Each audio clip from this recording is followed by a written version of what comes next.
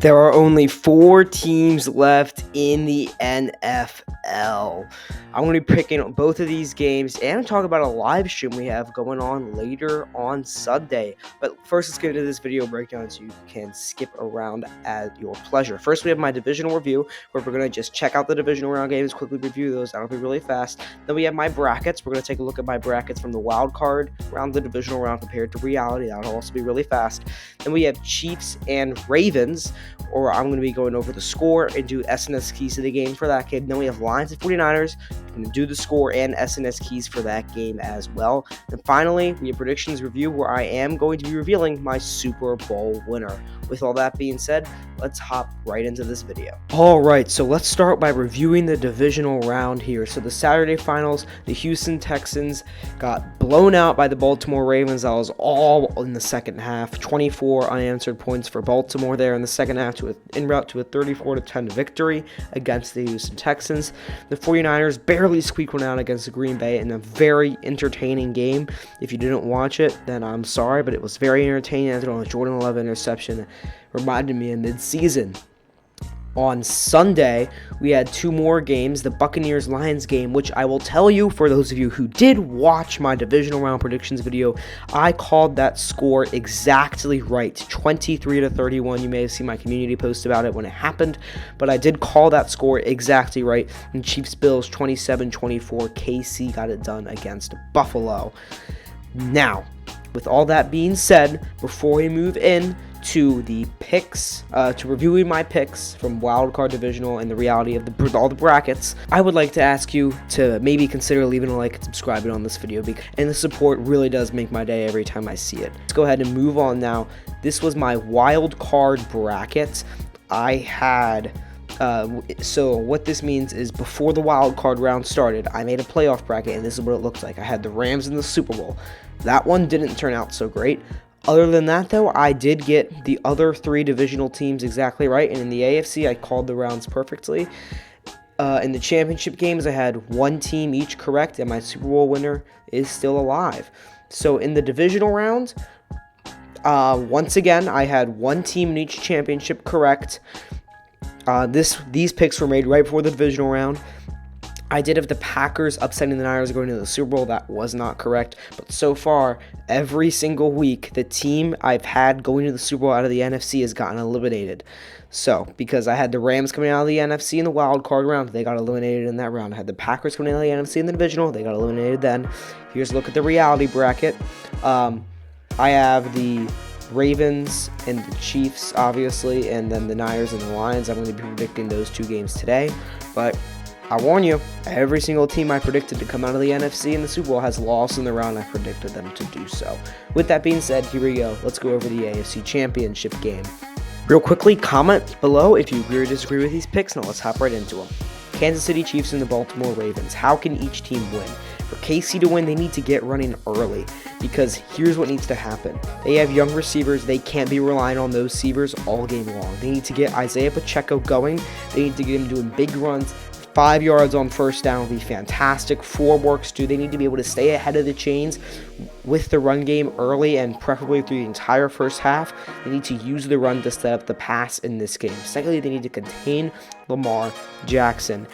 He cannot have another crazy day like he did against Houston. He's having so many of those recently. And even if when he runs, they contain him to 5 yards, that's fine. But they cannot be letting him get into open space. They need to, if he takes off the ball, it needs to be towards the sideline. It cannot let him get into the middle of the field where he can work his magic.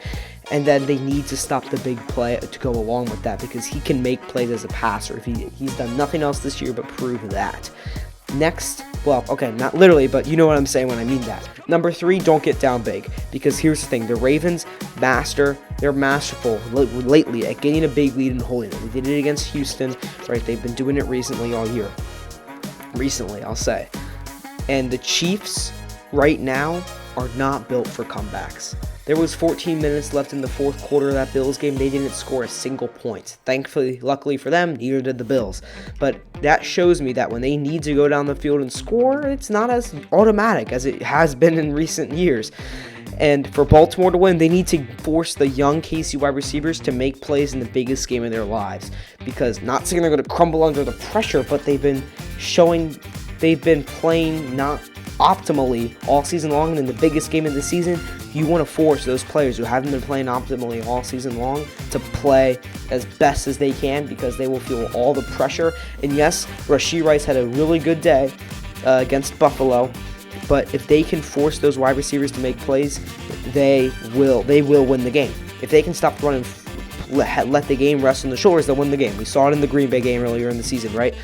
Their Chiefs games cannot rest on the wide receiver's shoulders. Secondly, Lamar needs to get another double-triple. What a double-triple is when you have 3-digit passing yards and 3-digit rushing yards in the same game. I don't even think they've lost a game when Lamar has gotten a double-triple. If he can go crazy on the ground, not only does that set up the RPOs and the read options, it also sets up the deep passing game. This offense runs through Lamar Jackson. When Lamar Jackson's having a great day and he's able to make all the plays, it's unstoppable, because there's a billion different play calls they can do. They can do RPOs, they can do read options, they can do deep passes, they can hand the ball off on 3rd down and 6, right? There's just so many different options for them when Lamar gets going, and I think if Lamar has another double-triple, they will win this game. And lastly, they need to play to win. That seems obvious, but get aggressive. All right, you're the better team, yes, but don't necessarily play like it. And what does that mean? 4th and 2 on the 30-yard line, you kick the field goal. No, they should be going for it. They need to play their normal football. Play Ravens football. They need to play to win, and don't play not to lose. Because when you do that, you don't win. Winning does not come out of that, okay? Especially in the AFC Championship game. Now, moving on to what I think the score prediction will be. 25-31, I have Baltimore coming out of here with the win and going to the Super Bowl. I think the keys to the game for Baltimore are a lot easier to pull off. Containing Lamar Jackson is such a tall task, and I know I've been a Chiefs doubter in all the games except for the wild card, so just the divisional, but I think this is the end of their road, and the Ravens are playing really well right now. They're playing really motivated, and they're playing as a team, and Lamar Jackson is so hot. The Chiefs' offense hasn't looked great. They looked pretty good in the Miami game, but that Bills game was concerning, because in the 4th quarter, they couldn't get anything. Their defense won them that game, and I'll tell you what, you do not want to be relying on your defense when you're going into a game against Lamar Jackson. Now, let's go to the NFC Championship side. All right, this is post-recording, Spencer here, interjecting really fast, but we do plan to do a live stream of this Lions-49ers game. It will start at like 6:15, 6:30 EST.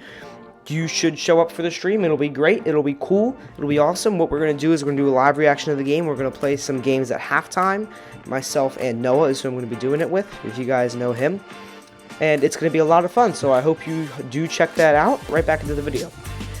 For Detroit to win, I think they need to always stay in the game. They cannot let San Francisco get a big lead. If they do, it's not the end of the world, because Detroit Lions offense is really explosive and they can come back. But if they keep in the game, then I think it's going to be tough for the Niners to win if they can be able to match all their scores. Speaking of explosive offenses, number 2, get the explosive plays. Amon-Ra St. Brown streaking down the field, mossing a defender and going for a touchdown is great. Jahmyr Gibbs getting the ball off and tearing it off for a touchdown is great. Jared Goff scrambling out right and then running for a first down, shockingly, because no one thinks Jared Goff can run the ball, is great. That's what Detroit needs to do. They need to play big. They need to go big or go home on these first downs, especially the 2nd and shorts as well. Right, I'm not saying every first down has to be a shot downfield, but they should not be running the ball every single first down. Like it may seem like you want to do against a defense like the Niners. They need to be going for the big plays, but if they aren't working, they don't need to stay super persistent with them. But if they're getting like 50% of the time right, they don't need to be super conservative, especially not on first down and 2nd and shorts. And finally, take advantage of mistakes. There were no shortage of mistakes in that Niners game against the Packers. The Packers dropped a pick 6 on the Niners, I think it was first drive of the game, and then another potential pick 6 later on in the game. The Niners make those catches. If the Packers make those catches, the Niners might not be in those games. In this game, if the Niners make mistakes like that, Detroit needs to take advantage of them, because that's why Green Bay lost. And they need to learn from Green Bay's mistakes here. And their mistakes are not taking advantage of the Niners' mistakes. And if the Niners can't clean those up, Detroit needs to take advantage of them. And if they do, they will win.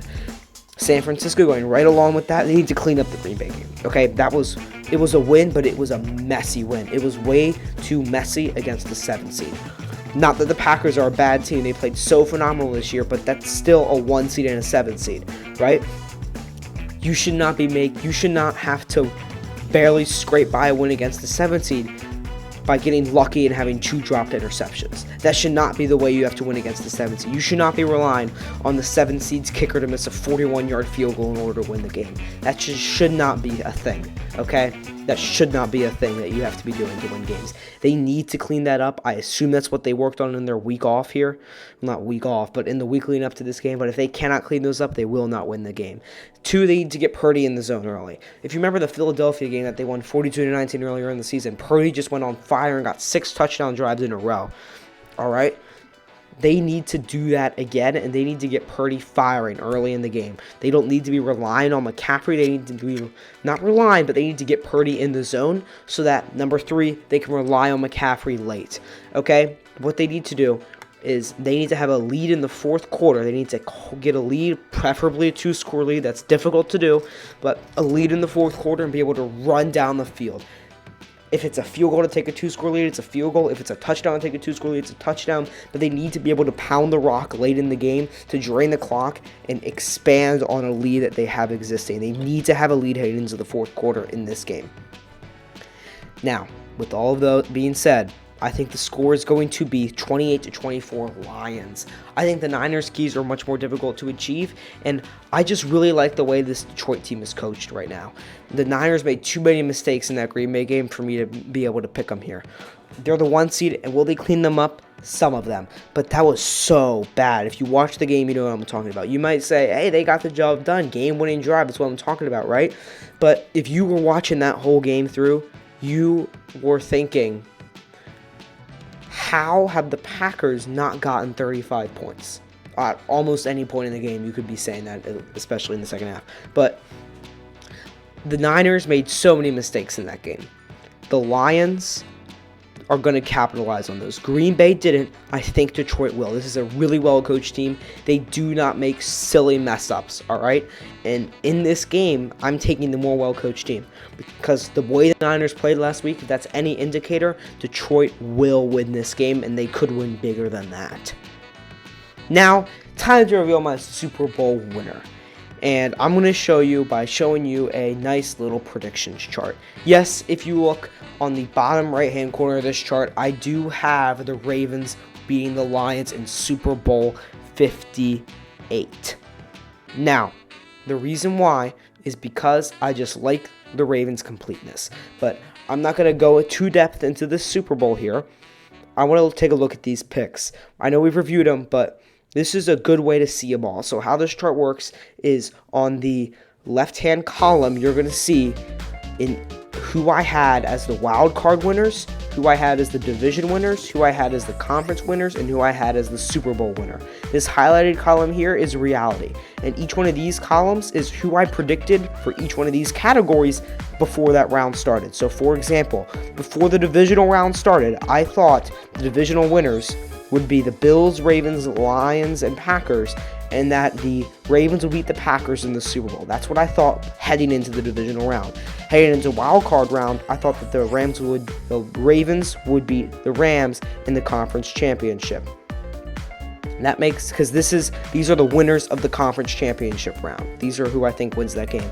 So you can pause to look at this chart if you want to, but this is where we're going to end the video. So once again, if you please comment down below, comment down below if you agree or disagree with these picks, because I'd love to hear from you guys. I love the conversations in the comments, and again, I'd really appreciate a like and a subscription. Thank you so much for watching this video, and I will see you guys next time on SNS.